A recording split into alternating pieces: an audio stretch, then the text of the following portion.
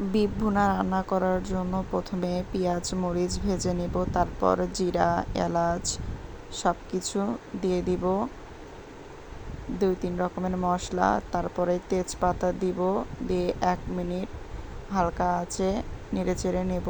তারপর পরিমাণ মতো আদা রসুন বাটা দিব 2 টেবিল চামচ, এবং স্বাদ মতো লবণ, হলুদ, মরিচের গুঁড়ো দিব। দিয়ে দেওয়ার পরে 2-1 মিনিট নাড়াচাড়া করে নেব যেন নিচে লেগে না যায়। তারপর ধনিয়ার গুঁড়ো দিয়ে দিব, হালকা পানি দিয়ে 1-2 মিনিট কষিয়ে নেব। যখন তেল ভেসে উঠবে তখন মাংস এক এক করে দিয়ে দিব।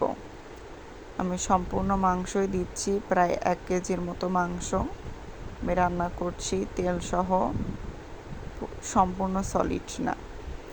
তেল সহ মাংস রান্না করলে মাংসের টেস্টটা একটু বেশি ভালো লাগে আমার কাছে।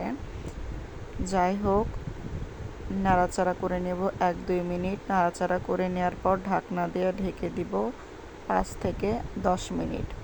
তারপরে অটোমেটিক্যালি মাংস থেকে পানি উঠে আসবে। মিডিয়াম হিটে রান্না করে নেব। এভাবে 5 থেকে 10 মিনিট রান্না করার পরে আস্ত গোটা রসুন দিয়ে দিব কয়েকটি। গরুর মাংসে গোটা রসুন আমার কাছে খুব ভালো লাগে, আপনারাও ট্রাই করে দেখবেন। এই তো মাংস কষিয়ে আসার পরে পরিমাণ মতো কিছুটা পানি দিয়ে দিব। পানি দিয়ে দেওয়ার পর 5-10 মিনিট ঢাকনা দিয়ে ঢেকে ঝোল কমিয়ে নেব, যতটুকু ঝোল আমি রাখতে চাই এবং আপনারা যতটুকু রাখতে চান। এই তো আমি মিডিয়াম ঝোল রেখেছি।